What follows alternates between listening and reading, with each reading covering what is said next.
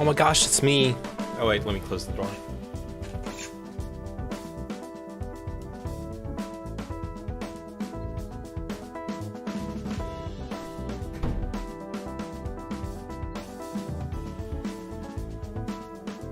Yo, speaking of which, days are getting longer. Look at this.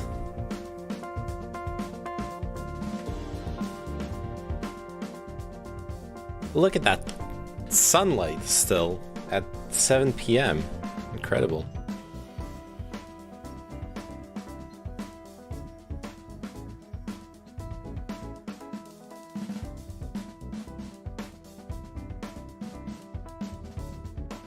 All right.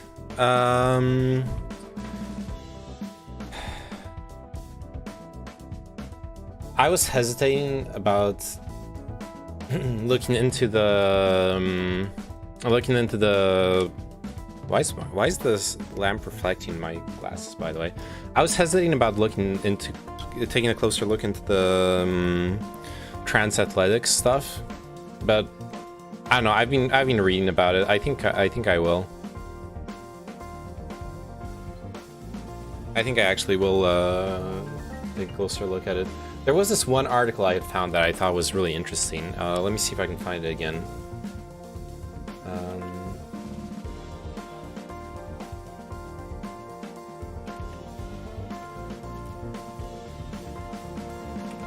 Hot take. I don't know yet. I don't know yet if I have a take at all.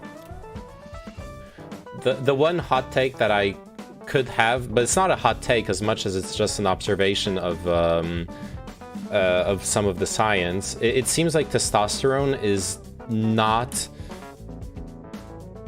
the key to sexual dimorphism and different performance between male and female athletes. There are some studies that say it is, some studies that contradict it. But in particular, there was this one article I found that focused on... let me lower the music. There was this one study I found that... or scientists, rather, that focused on women presenting athletes who have the XY chromosomes. So basically, they have an androgen receptor mutation, which means that their androgen receptors do not react to testosterone in their body. So the logic of that scientist, which makes a lot of sense on paper, is that if you have mutated androgen receptors and testosterone doesn't affect your the sexual expression of your body, then it probably doesn't really affect your muscles either. It doesn't affect the development of your body, basically. So, and yet those the women who have the androgen receptor failure mutation rather are overly represented in the highest tier of women's athletics. So, and they do have higher levels of testosterone. It's just that the receptors for the testosterone don't work. So it's obviously not the testosterone that's actually this decisive factor. You get what I mean? So that scientist was specifically speculating on the nature of what else the Y chromosome adds, whether it's extra growth hormone, other aspects of dimorphism. I don't know. Let me see if I can find that specific article again. I'll read it on stream.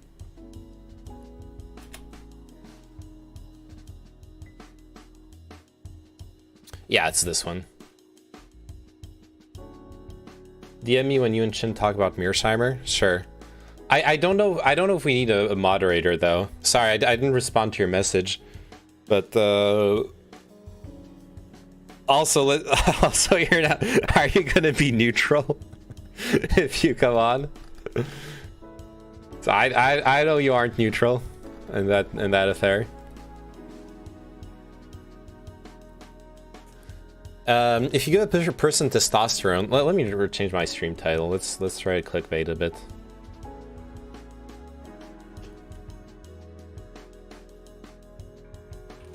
The Departed.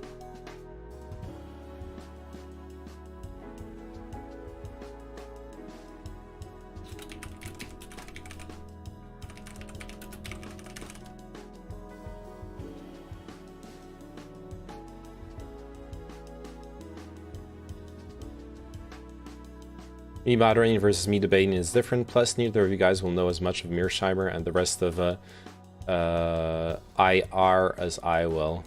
Yeah, and to be fair, I don't want to debate Chinchilla on Mearsheimer. Chinchilla's attacking my ideas. I'm not going to be defending Mearsheimer or attacking Mearsheimer. And if Chinchilla starts attacking Mearsheimer, I'll be like, no, this discussion you started because of my opinions.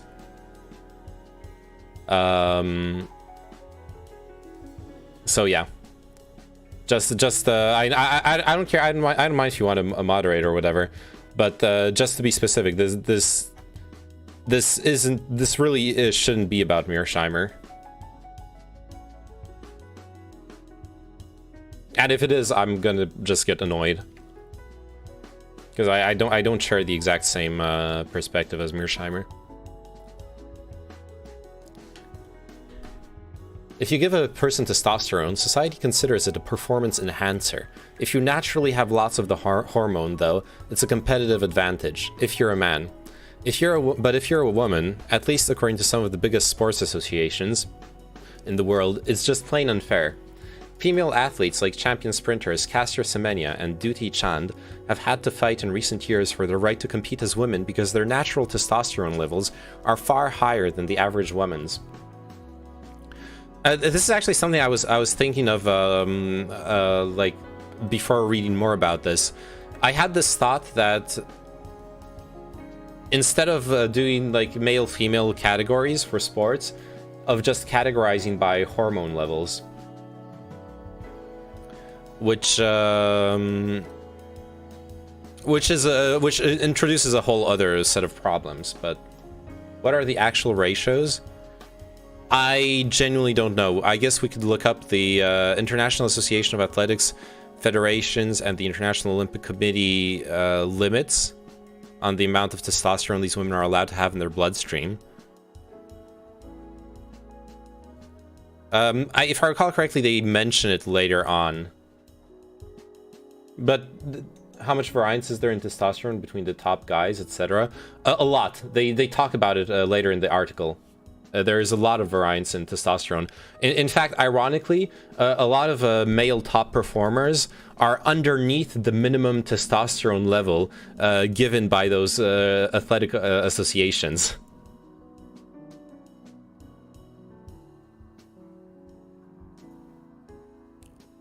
But every time a new ruling comes up, a debate flares in its wake. Many researchers agree with the IAF and IOC, but many also think that separating men and women by their testosterone levels alone flies in the face of scientific evidence. Despite all the debate, though, there hasn't been much of any conclusion about what the science actually says about testosterone's effect on women's athletic performance. And that's for a good reason. There isn't much conclusive evidence at all. Let me double check the date. Yeah, 2019, okay. So there could be newer research, since this is 2019. When it comes to nailing down a link between testosterone and athletic performance, part of the problem is that, to put it simply, human bodies are complicated. We know that among elite athletes, men seem to have a consistent 10 to 12% athletic advantage over women. Which also depends on sports. I was reading a Twitter thread earlier, I think it was yesterday. Someone was pointing out that it might seem kind of niche, but I think it's worth pointing out. There are specific sports where women seem to actually have an advantage over men. Specifically, the two examples I remember off the top of my head were skeet shooting, so stuff with fine motor skills, and extreme, like, ultra marathons, stuff where it's just pure endurance on a very, very long exertion. Lots of people chalk that up to testosterone alone, but the truth is there are many other factors, from other hormones to societal conditioning. There are many other factors, from other hormones to societal conditioning, that might boost athletic performance, making it difficult to pinpoint exactly what testosterone does for athletes. But one option to try to isolate testosterone's effect is to give people extra hormones and look to see what impact that has on the person's performance. So the societal conditioning also is probably underestimated in most people's how to put it, judgment of the situation. The problem with societal conditioning is that we see greatly dimorphic, for example, results in athletic pursuits that shouldn't have any sexual dimorphism. Esports, intellectual competitions, like chess, stuff like that. I'll just say esports in general. I'll count chess as esports. Like, there is no biological reason for women to perform worse. It's purely societal, learned, systemic issues at play there.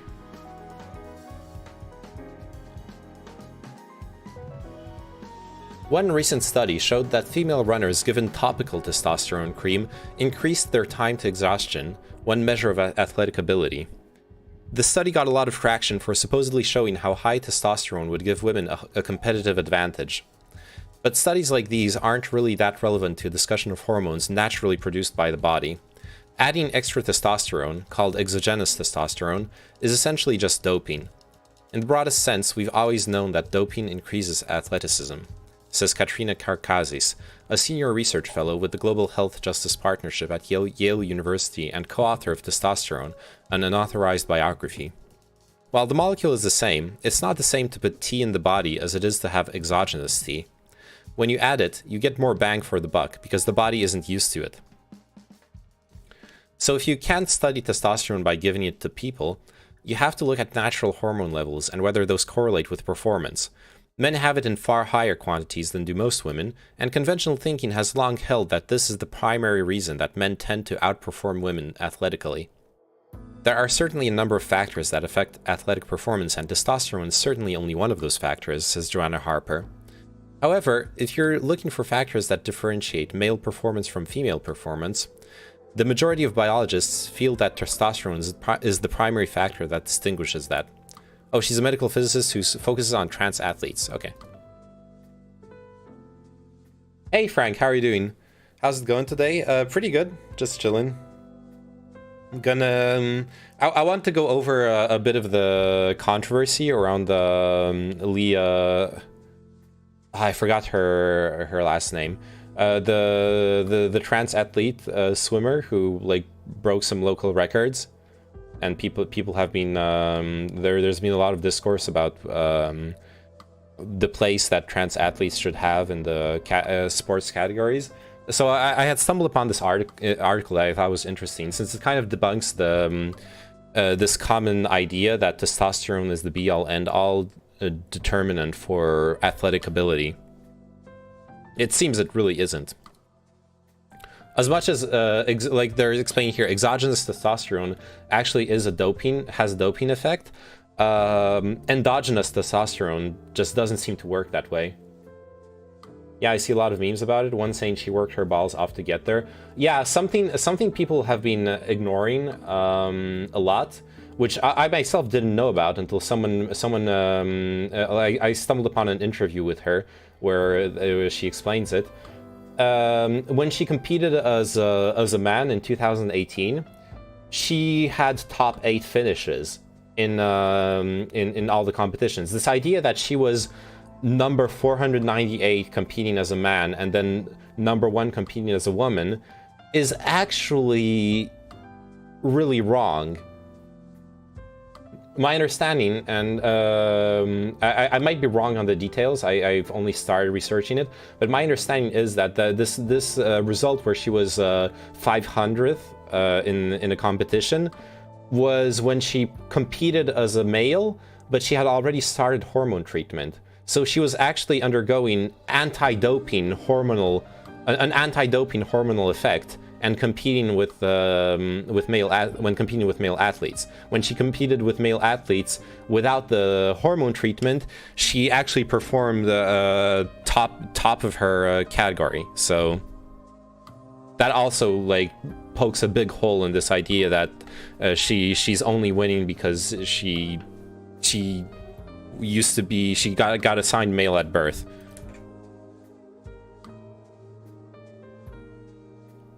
Anyways, That idea, Harper explains, is based on the theory that testosterone increases two key attributes: strength and aerobic capacity, that is, your body's ability to get oxygen to your muscles. Testosterone is a powerful anabolic hormone. It helps you build lean muscle mass significantly, so it tends to boost your generalized strength, especially in areas like the upper body where your muscles have more receptors for it. It's also a driver of red blood cell count, and the more red blood cells you have, the more oxygen you can carry to your muscles, increasing your aerobic capacity. It seems to follow logically, then, that testosterone would boost your athletic ability generally. And if that were true, we'd expect to find a strong correlation with performance and testosterone. And we do not. If you start to look at men who are competing across a professional level, you cannot predict their performance based on their testosterone levels, says Richard Holt, a professor of endocrinology at the University of Southampton. The male range goes from 10 to 25 nanomoles per liter, and you can't say that a person with a level of 25 is necessarily going to outperform a man with a level of 10. The same goes for women, he explains, which suggests that it's not testosterone alone that's contributing to men's athletic advantage. It's not clear yet exactly what other factors might be contributing, but Holt notes that we can get some clues by looking at women with androgen receptor mutations. Oh, that's what I was talking about earlier. Androgens are a group of hormones including testosterone and estrogen that influence sex traits. It's testosterone that determines whether a developing baby will have male or female genitalia. Its presence helps prompt the embryo to go down the male route. But some people are born with mutations in their androgen receptors that make them non-functional, so even though they're producing testosterone, it can't actually affect anything. These people mostly develop and live life as women, often not even realizing they have the male XY chromosome pattern. In severe cases, they have female external genitalia, although also internal testes, though in more mild cases the genitalia can be mixed. What's strange is that women with androgen receptor mutations are extremely overrepresented among elite athletes, even though those with severe cases can't possibly be getting the benefit of their natural testosterone without receptors to carry out those effects. Holt points out some of these women have even had their testes removed, bringing their testosterone levels to below female levels, and yet they're still able to compete internationally. Many researchers now think it's factors on the Y chromosome that account for some of those differences. Holt's own research suggests part of it might be growth hormone, which varies between men and women and plays important roles in muscle gain and repair, among other things. That could help explain why the research on natural testosterone levels has been so erratic. One study of professional male triathletes found no relationship between testosterone levels and performance. Another, looking at professional cyclists, found the same lack of correlation. Yet another, comparing cyclists, weightlifters, and controls to each other on a cycling test, found a negative correlation between testosterone levels and performance. A study of teenage weightlifters found no relationship between boys' testosterone levels and their performance, and a negative correlation among the girls, meaning they performed better when their testosterone was lower. Some studies have even found mixed or opposing results within their own findings. One found that sprinters seemed to get an advantage from testosterone, while other runners didn't. Another came to the conclusion that it helped female track athletes, but not male ones. There's also differences in results depending on what type of strength you look at. Endurance strength seems to decrease with higher testosterone levels, while maximum strength generally only increases. That's also what I was talking about earlier. Like, it also really depends on what kind of sport. Soy stream? Wait, how is this a soy stream? Complicating all of this is the fact that elite athletes' testosterone levels vary quite a lot. One analysis found that 25% of elite male athletes have testosterone levels below what the IAAF consider the lower limit for men. This is what I was talking about earlier. 25% of elite male athletes have testosterone levels beneath the lower limit for men, according to the International Association of Athletics Federations. So, like, yeah. Some of this data is pretty glaring. What's more, it wasn't the athletes in less strength or speed-oriented sports. Some of the events with the most men below the limit were powerlifting, rowing, track and field, ice hockey, and rowing. Basketball players and alpine skiers had some of the highest levels. That all seems to imply, at least to some researchers, that high testosterone isn't a universal performance booster. This is all in line with what Karkazis notes is a pattern of studies which claim to find broad links between testosterone and athletic performance, but have really only found minor correlations with very specific measures of athleticism. Mainito in picture. Yes, this is Iro Mentiranta, the Finnish skier with an erythropoietin receptor mutation that increases his red blood cell count.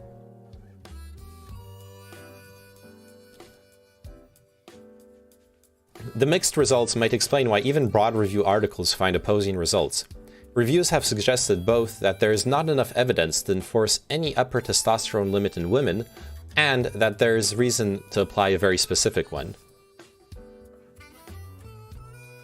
Yeah, I agree, there are just so many things to take into consideration. Most studies seem to have a bit of biased opinions one way or another. I don't know about bias, but the studies are contradictory constantly, which makes it really iffy that you have those sports organizations making like knee-jerk decisions on what's okay, what's not okay. There's simply not a lot of great research out there. As a result, Karkazis explains, researchers are forced to cobble together a picture of testosterone's role based on studies in men, women with differences of sexual development, called DSDs, which includes androgen receptor mutations, and anyone given exogenous testosterone. Peter Sonksen, a now retired professor of endocrinology at St. Thomas Hospital and King's College, London, has written extensively about testosterone's relative unimportance with regard to athletic performance in women without androgen receptor mutations. But he says when it comes to how the hormone might play a role in women with DSDs, the answer is that there is little or no credible science to answer the question. But none of this really addresses the issue at the heart of all of this. When it comes to formulating rules for who and can...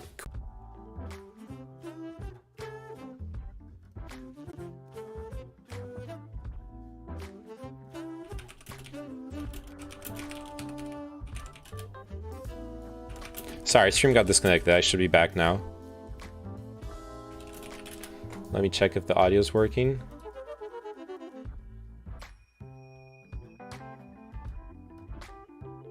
Hello, hello? Hello, hello? Oh, God. Is the audio dead? For fuck's sake.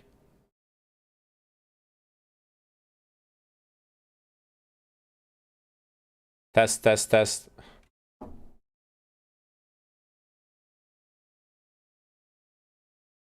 Yeah, I need to restart the stream.